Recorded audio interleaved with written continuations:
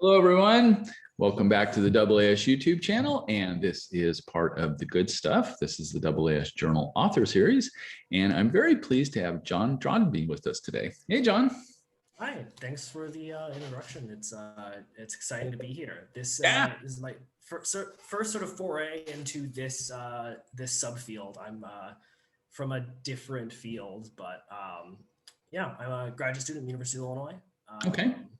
I work in primarily plasma material interactions for fusion. So Okay. Well, that kind of makes sense for this article, as we'll get into shortly. So that's pretty good. So how far along are you on your trajectory? Where are you at?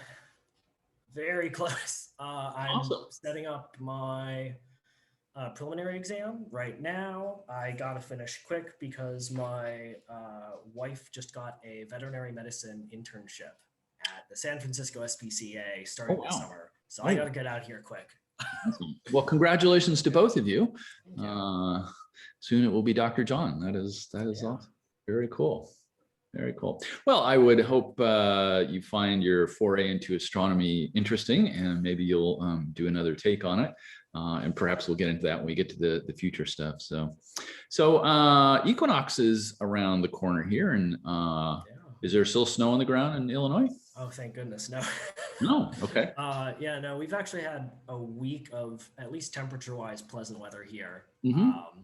which I'm very much appreciating. It's a little gloomy. It's probably visible on camera, but other than that, I'm happy now. I was not so happy when it was polar vortex time. So Yeah, we're still a little in Phoenix. We're a little on the cool side today. A little windy today too. Um, so are you going to be moving to the Bay Area then? yeah, Fishing? pretty soon. Cool. Not exactly sure where I'm going yet. I have some ideas and opportunities lined up, but nothing certain. But yeah, she's got to be within 15 minutes of the SPCA for on-call stuff. So we'll be Yeah, right downtown. big city. Yeah, big change from Big change. Big change. Urbana, Illinois, but Yeah, I'm excited very about it. cool. Very cool. Well, I wish you both the best of luck. It'd be great. You already talked a little bit about what you do, what you'll be doing. So, what is the title of your thesis, by the way? Uh, it's lengthy. I'm trying to remember exactly what I settled on because I went through like 3 or 4 iterations. Roughly. So yeah, it's I think I settled on kinetic modeling of plasma material interactions. So in the fusion world, when it comes to plasma material interactions, Mhm. sort of traditionally there have been all these approaches like using these like simple analytical formulas or trying to reduce it to some sort of like fluid model with a specular reflection at the wall.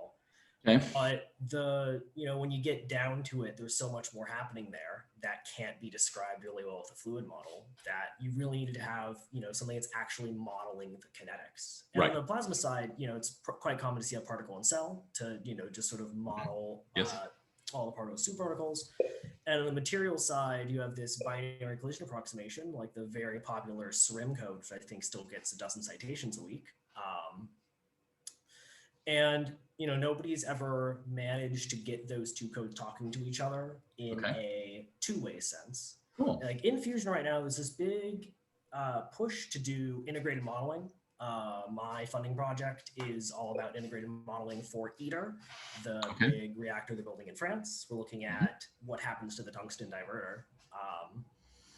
Nice. So this sort of like really tight coupling of codes that span different regimes is really, really hard to get right. And if all goes according to plan, I'll be the first person to have one for this specific sort of subproblem, which Crack is that nut. the near surface plasma and the material. You have processes like sputtering where stuff comes off the surface. You get ionization in the sheath and the stuff goes back and hits the surface again. Yep. So it's really like dynamic living material that's just not really captured anywhere else. Very cool. Very cool. And I assume it doesn't hit a steady state equilibrium. That's a very good question. Okay, we'll leave that one alone. We rely a lot on timescale separation for integrated modeling, where you can say like, okay, so the plasma is evolving on the microsecond scale. Okay. The prop material stuff's on the picosecond scale. And so you can sort of let individual physics regimes come to their own, like, you know, quasi-steady states and then advance the whole thing in time. But on the whole, it's, you know, there's a lot going on. Dynamic. Very cool. And so we're going to see an application of that in this really lovely APJ article on damage to relativistic interstellar spacecraft by ISM impact gas accumulation. And John, take us away. Yeah, so the sort of base idea is, you know, there's a pretty strong motivation to explore other stars. Like, that's kind of like the dream of science fiction. But when you get down to, okay, well, what can we do with either currently available or hopefully soon available technology? And you end up with, you know, a pretty wild idea. And this is sort of like expressed in the Breakthrough Starshot project, where the, you know, the sort of core idea is, instead of sending like the Starship Enterprise to another star system, we're nowhere near that yet.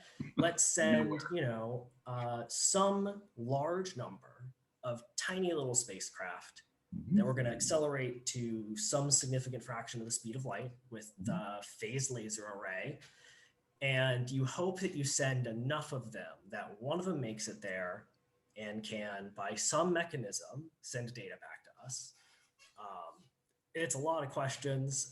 Most of them are way beyond, you know, my skill understanding. But, you know, one of the things that our collaborators came to us was they were interested in what happens when the ISM interacts with something going 20% the speed of light. Right.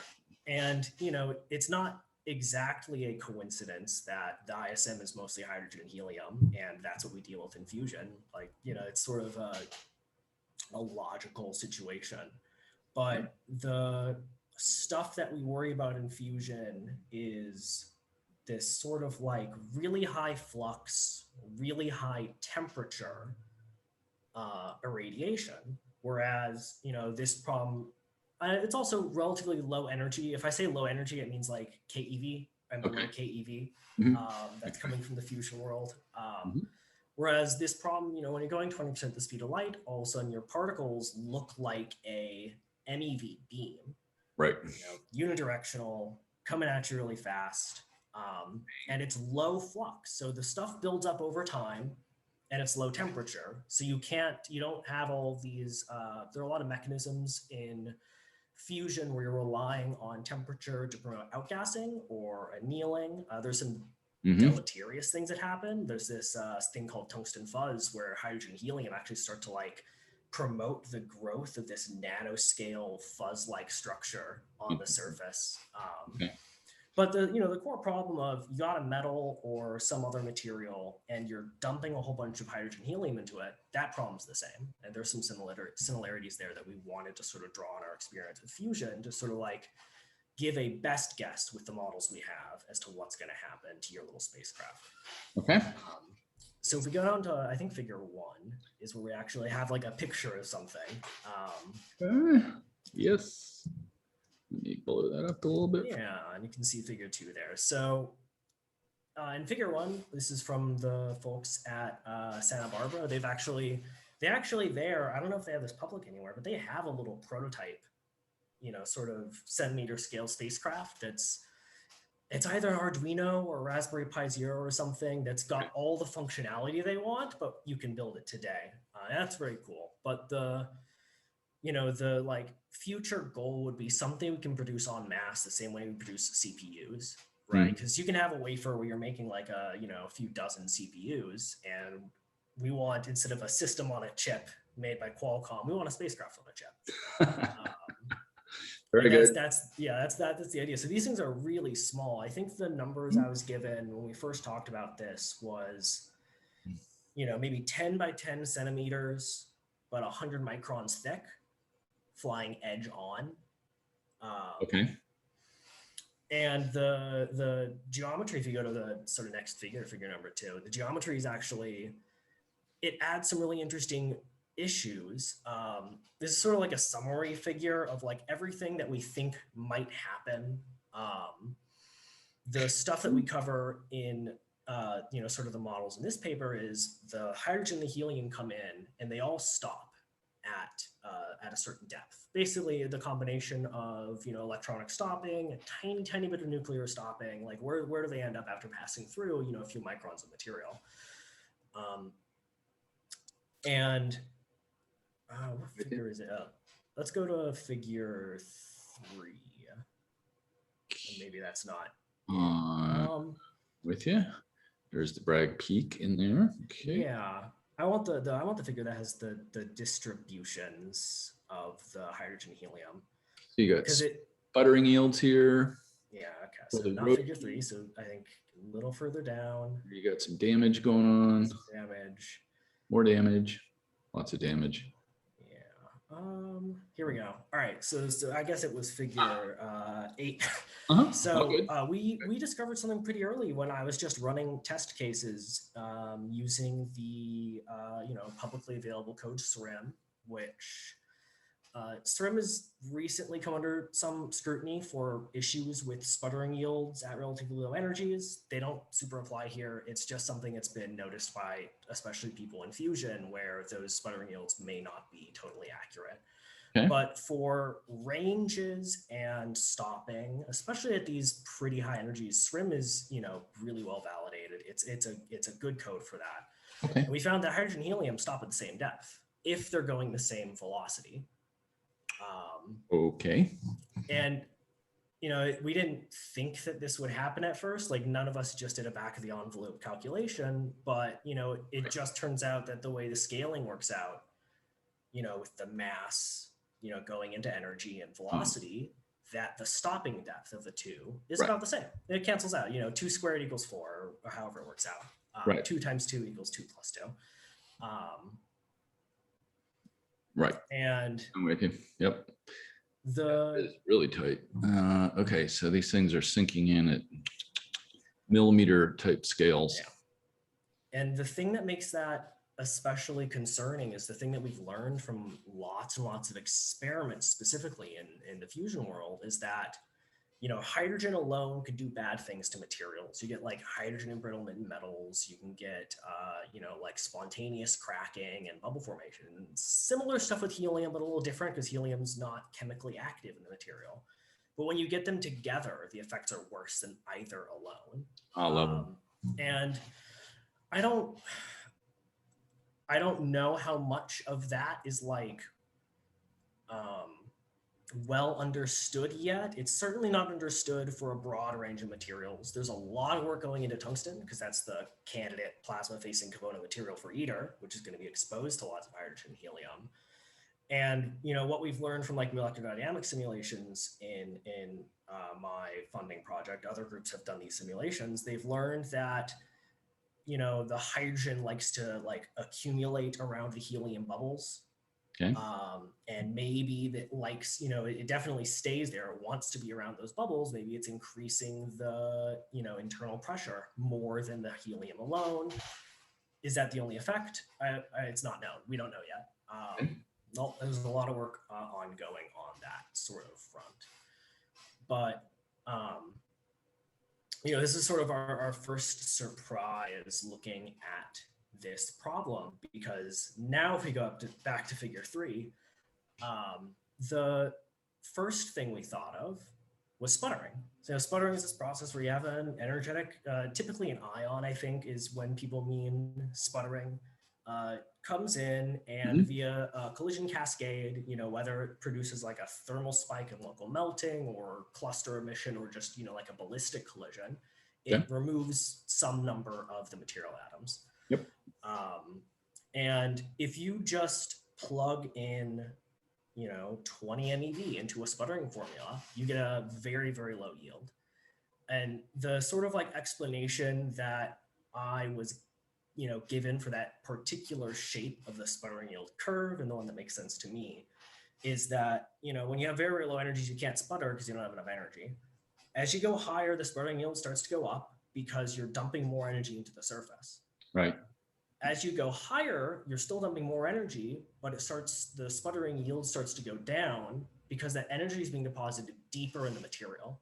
And sputtered atoms come from just the first or second monolayer of the material. So if you're depositing your energy deeper, it's much harder for that sort of like backwards momentum to push stuff out of the surface. Okay. So once you're in the MeV ranges and you're dumping material in, you're dumping your energy in that deeply, the sputtering yield in that sense is minuscule. It's almost zero because your energy is being dumped approximately where your particles are being dumped at like millimeters below the surface. Right.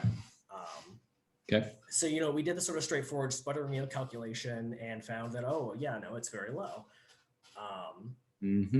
But we kept coming back to it's hydrogen, helium, and it's staying there and it's staying around. So there's this phenomenon that became very well known to fusion people in the 70s of bubble formation and blistering. I think we can go down to that. I think figure 4 was the one with all the flaking. Yeah. So what happens when you get gases dissolving in these materials in like a fusion context is you oversaturate the material and the bubbles sort of get together and they grow, and by doing that they can just destroy the material. Like, in certain situations you can get almost macroscopic effects. Here in this diagram it's a little bit smaller, but there was a big fear in the 70s that blistering would destroy tokamak armor in terms of fusion. It ended up not being as much of a problem for a number of reasons, but that mechanism is still seen. I think one of the papers I cite is a recent group working on a beam dump at a particle accelerator. They were dumping protons into a tungsten target, and all their calculations had shown that it would not blister, it'd be fine. And I think just after after some number of experiments, they were like, oh, it's blistered massively. There's terrible damage to this material. And, it turns out the thing that we suspect is that when you're doing this sort of low energy KeV blistering exfoliation, there's some loss to the surface of your hydrogen or helium.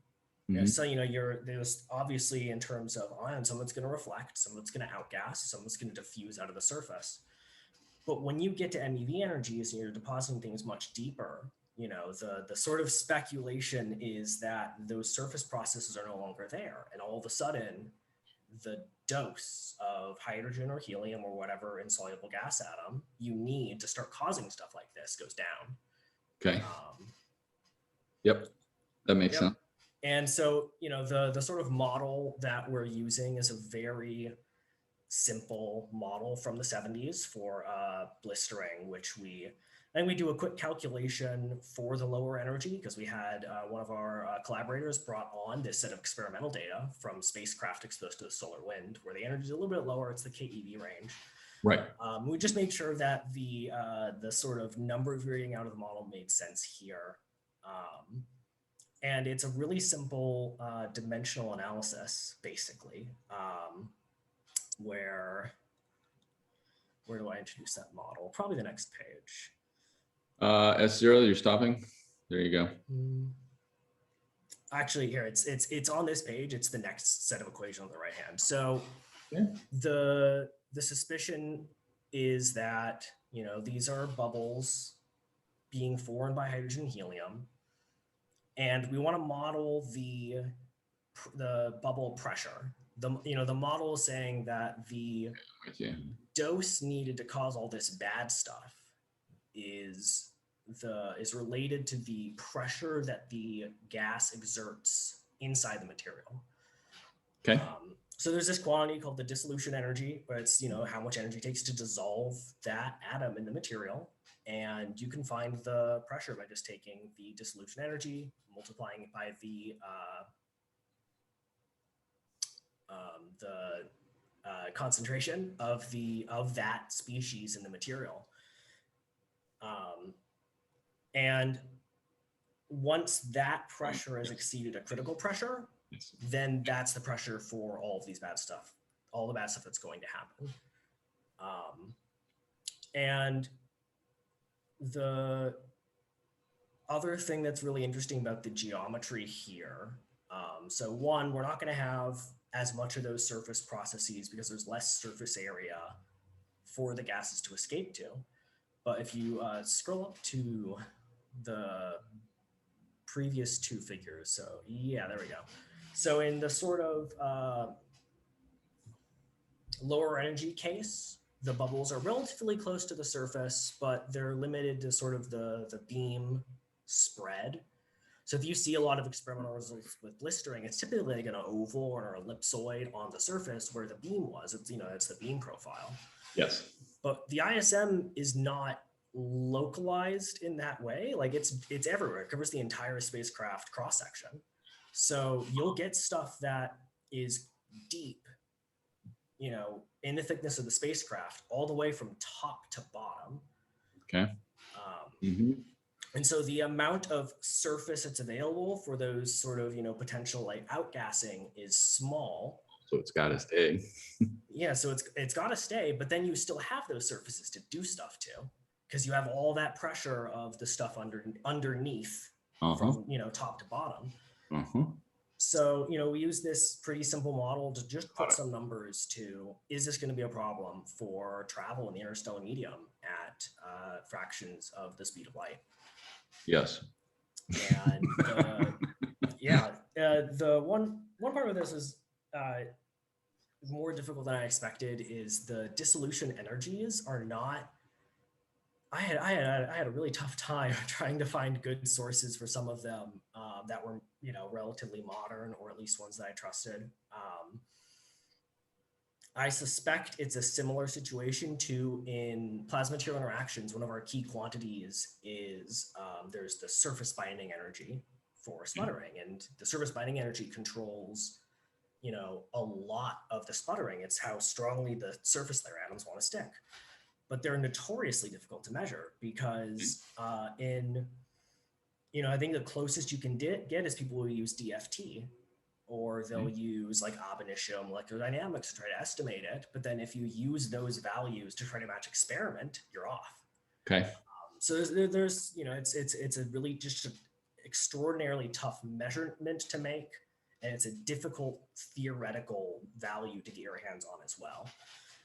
But, you know, we were able to find you know, sources for the dissolution energies of a whole bunch of candidate materials that we did care about.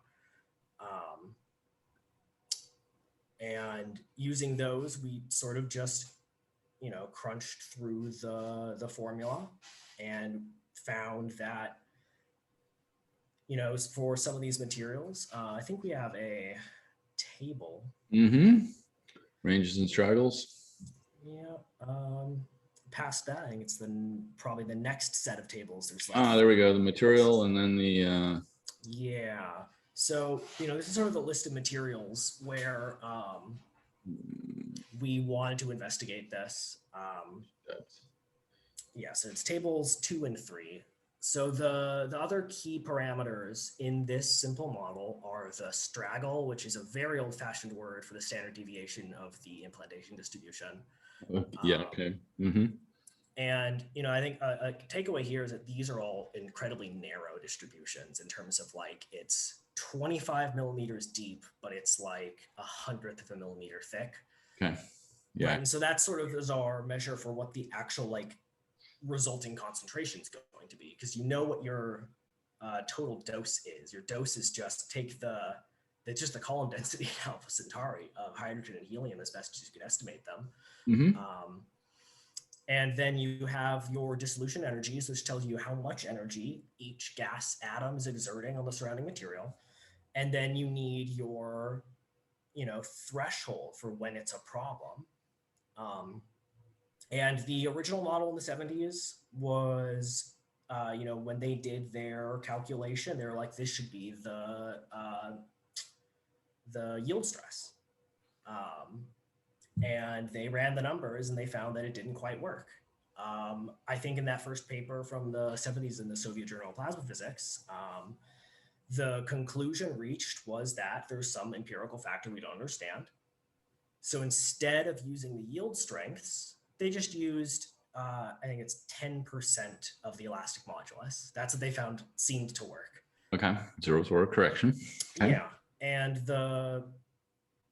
that sort of like empirical factor, Mhm. based on that recent work where they did, they observed blistering at lower doses than expected when you have MEV protons. Okay. The it suggests that the yield strength was the right number. It's just at low energy, that model didn't account for surface processes. It was a 0D model. It didn't account for the fact that you have this massive sink for all your gas where everything's going to want to go anyway. So, we use the yield strengths here with the sort of caveat that potentially there's a stronger theoretical model that exists here, but it hasn't been made yet. We don't have the numbers other than these is our best engineering guess that we can make for these materials. Okay. I think one thing to note is that some of these materials have a negative dissolution energy, and those are materials where the hydrogen wants to dissolve, and it'd actually rather be there than not.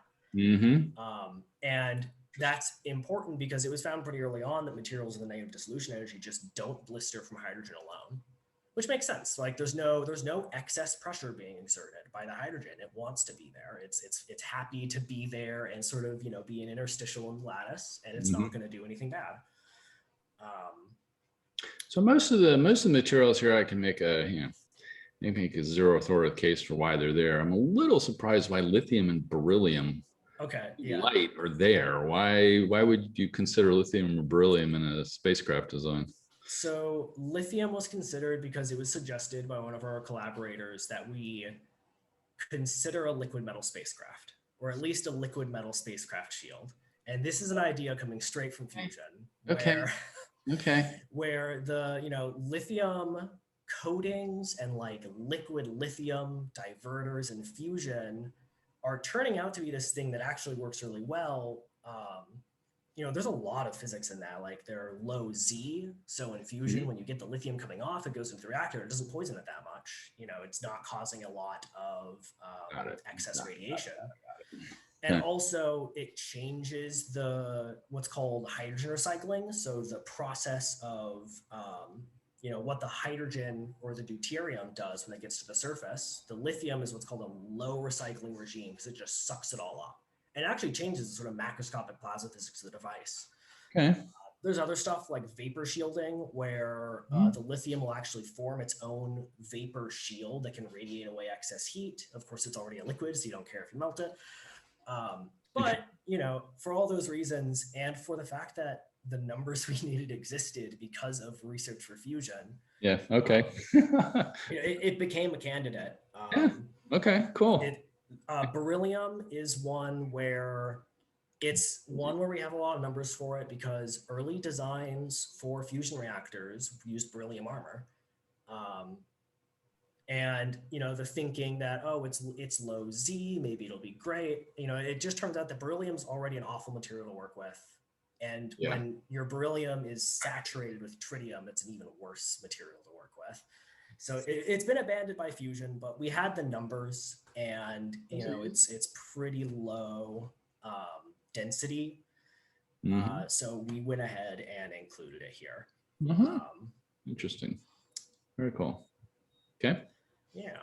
So the density is there basically just give, we do care about the mass budget here, right, for the spacecraft, because we got to get this going, 20% the speed of light. So the lighter the better. Exactly.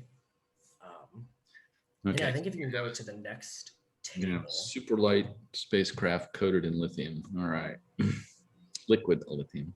Let's see, there's some of your critical fluences. Here we go. Yeah. So the fluence is, I've encountered people tell me that fluence is not a common word in all fields. So the fluence is the same thing as the dose. It's the integrated number of atoms per surface area.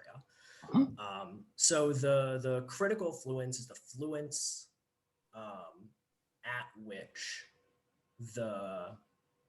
you'll get blistering. In this model, this critical fluence is just you'll get something bad. You've broken the sort of strength of the material at that point. So we give critical fluences for 3 speeds. We have 5%, 10%, 12% the speed of light. Mhm. And there's some interesting trends. So for the materials that dissolve hydrogen, you can actually just ignore the hydrogen fluence because it's not going to cause a problem. It's probably not known what it's going to do if there's also helium there, but there's no model for us to calculate that. So, as a sort Got of it. best guess, we can just ignore it. But the critical fluence actually goes up the faster you go, which is not super intuitive, at least it wasn't to us. But it's all down to the straggle or the standard distribution of your implantation. The straggle is coming from, Deeper. yeah, it's going deeper, and it's also passing through more material to scatter it. Right. So the straggle just goes, it goes up with energy. Okay. And so the lower speeds are actually more dangerous for this one phenomenon than the higher speeds, because the amount of hydrogen and helium is the same no matter what. You're sweeping through this column of space. Yep. It's just where does it end up, and how spread out is it when it stops. Got it. Yeah, and I think So at low speed, so let me just play that. So at a low speed, you're essentially dumping it as a, basically a delta function at a particular depth, a millimeter, where at higher speeds, you got more scattering going on, so that it is deeper, but it also spreads out a lot more. Is that roughly? Yep, that's exactly it. Order? Okay. So you have some critical speeds you don't want to go. Yeah. And we have the number for our estimated dose if you just want to get to Alpha Centauri. And I think it's actually visible there in the column on the left, where it's about 3 times 10 to the 21st helium per meter squared. Uh-huh. Yeah. Yep. About 4 times 10 to the 22nd hydrogen per meter squared. Yes. So, back at that table, it's not, at 20% the speed of light, which is the goal speed, the best case scenario for if Starshot works. We have materials that are an order of magnitude safe. These are primarily things with a really high yield strength. Or they're things with, a negative dissolution energy for hydrogen. But we're kind of sitting right at a really uncomfortable place where these numbers are close in some sense to the doses we're going to get. So it's, I think the hope starting this paper is we get a really clear answer one way or another, right? At 20% speed of light, definitely no question. It doesn't matter whatever confounding factors we haven't thought of, it's going to blister. But instead we're sitting right at this point where, well, it depends on the confounding factors and the sort of the perfect model that we don't have. What does that say? Well, it could go one way or another. Right. Drats. Yeah. Some other things we looked at was we investigated the role of diffusion, because, you're thinking about it's going to be traveling for 20, 40 years or something. Is diffusion going to let that hydrogen escape? And the thing that saves you there is that the actual temperature of the spacecraft after traveling for that long is going to be pretty low. I think the maximum temperature is going to be maybe room temperature, maybe a little lower. Okay. Because the only input energy is from the ISM and the only output is infrared. So that number is pretty easy to calculate. And if you try to calculate the diffusion, assuming some amount of damage in the material, you just find that any significant amount of point defects in the material is going to drop your diffusion like a stone. A lot, yes. Okay. So, we can pretty safely say that, we're pretty comfortable saying that with the amount of damage, and the damage is localized right around the implantation distribution, diffusion is not going to save us unless we do something to promote it. And you can actually see on the right-hand side in figure 12, some of our ideas of ways to avoid this. One way to promote diffusion and outgassing would be a sort of granular material, like a sort of packed powder, or even a sintered material like sintered tungsten or something. You just open up a lot of voids, you make it very easy for the gas to move around, and then the problem goes away. Okay. Okay. And then there's also the sort of self-annealing liquid layer in which you're actually trying to promote the local melting. And maybe you can get that hydrogen out of there by just sort of evaporating it out. Mm-hmm. I think we ran the numbers on that, and it would have to be, we didn't think there was any way to do that with by heating it from the spacecraft's power source, because this power source is just not going to be enough to melt anything. Okay, sure.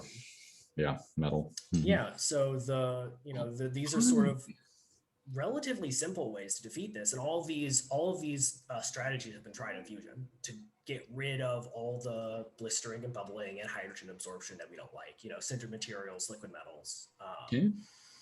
even like ceramics have been tried. So that's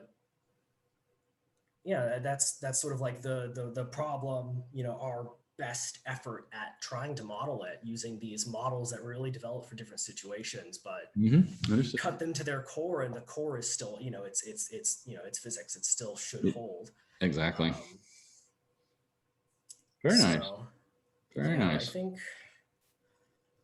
I can't remember what the other figures are included. Let's see. Well, you've got a comparison of the materials. Yeah. So and then you got a setup for testing. Yeah. Okay. So I guess that brings us into the two next things, which are, we wanted to look at these materials and try to understand if there was any, trend or, just something that we could start to try to get a theoretical picture of this that didn't require millions of hours of molecular dynamics simulations on a supercomputer. Right. And honestly, there's not a lot of clear trends. Obviously, tungsten has an incredible yield strength. And you do sort of see the mass density is lower for the low yield strength materials, but in terms of the dissolution energies, there's no easy or simple way to predict them from more normal material parameters that you might look up. Right. This is just the sort of thing where if you really wanted to know this number, you'd probably have to run some sort of ab initio calculation. And that, I think, would be, if there were a serious and significant funding effort, I think part of that would be on the computational side, similar to what we have for fusion, where we're spending, a lot of computing resources to get at these really basic parameters so that we can then use those in other models. Right. In fusion specifically, one of the codes that's part of our integrated modeling framework is this code called Shalodal, which is a subsurface dynamics code, which actually tracks helium bubbles in tungsten and sort of their growth and the growth of the surface. And the issue with that code is that it requires these parameters that come from millions and millions of hours in molecular dynamics simulation, and without them, you can't run the code. So that's the sort of program that would be needed to really sort of sink our hooks into the theoretical side of this. Because this particular set of circumstances, uniform velocity beam, which might actually be pretty hard to get if you wanted to have simultaneous irradiation. I can't think of an easy way to do that off the top of my head, but I'm not an experimentalist. So, uniform velocity, sort of intermediate energy. So MeV, several MeV, 40 MeV, high fluence, low flux. The combination of those four puts this in a really weird, nobody's ever grappled with all those four things simultaneously kind of environment. Right. Parameter space. So, yeah, it's a weird place in parameter space. So, if you don't want to spend, millions of CPU hours trying to get a grasp of some of these theoretical parameters, you can also just try to do it in an accelerator. Right. And the things we would need is we would need to somehow realistically recreate the spacecraft geometry, which for this sort of experiments we were imagining as, disks that are flat. They would need to be actively cooled because you need to maintain the sort of, zero diffusion limit that we're looking for. Okay. And you would need to either, I think we determined what you would have to do is you'd have to do alternate irradiations of hydrogen and helium. And unfortunately, from work, in fusion materials, the order that you do those actually changes the results. Bet. So yeah, there'd be a lot of very careful experimental design here, but in principle, there are accelerators that do these energies. I think there's been some discussion on the Santa Barbara side about working with a specific experimental group about actually putting something in a beamline. Nice. So, and it's, Nice. yeah, it's possible. I don't know if it will happen for certain, but like, I think that would be, in a funny way, running the particle accelerator to be cheaper than the theoretical physics program to try to understand this from first principles. Right. Just because of the computation required. Right. That's just my sort of like instinct on that, based on my experience with the similar stuff in fusion.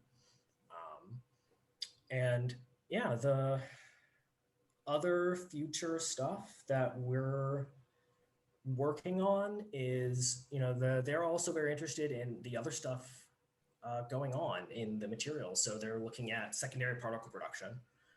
Yeah. So, I think I came across a blog post recently where somebody definitively proved that a particular bug they experienced in a code was due to a cosmic ray bit flip. And these things are known to happen, but very, very rare on the surface of the Earth. But there's some concern that if you've got a 20 MeV proton beam on some of these materials, you might activate them. You might okay. might induce neutrons or something that you're not going to want going through your sensitive instruments or little computer chip on your spacecraft. Right. So we're investigating that problem. I personally, as part of my thesis work, I have developed a new binary collision approximation code. Okay. This is open source. It's Rust BCA. It's available now. Just hit version 1.0. I submitted it to the Journal Open Source Software a few weeks ago. So it's Joss. Okay. Yeah. Yeah. Yep. But we would like to start using that code for some of this stuff. One of the challenges is that SRIM's electronic stopping model is very good. It's based on a lot of decades and decades of experience from experiment and theory, and it would be quite difficult to actually emulate what SRIM can do with any confidence. So right now we've got a very basic interpolated electronic stopping model, but there are first principles codes out there for electronic stopping. There's a particular code called PASS, which I believe Peter Sigmund, who has done a lot of theoretical work on sputtering, I think he's involved in the group that does this code. And they have a database available that you can download and sort of link to with other codes. So there are options to sort of investigate this new code that I've developed, mostly for plasma material interactions, but to start to use it in these higher energy applications that something like SRIM would traditionally be used for. Nice. Yeah. Nice. So if you look in your crystal ball over the next 5 years, I mean, you outlined a couple of them, right? You've got some experimental efforts that may go on, some theoretical efforts that may be going on. But if you look in your crystal ball over the next 5 years, where do you see this new field? Because it is pretty new. This new field going. That's a really good question. There's so many. The actual Starshot design has so many like monumental engineering challenges in it that aren't this like material stuff that I can like hold get a handle on. Like I think stuff that's been brought up is like there's, as far as I know, there's currently no material that could even be used for the solar sail. There's nothing thin enough, strong enough, light enough.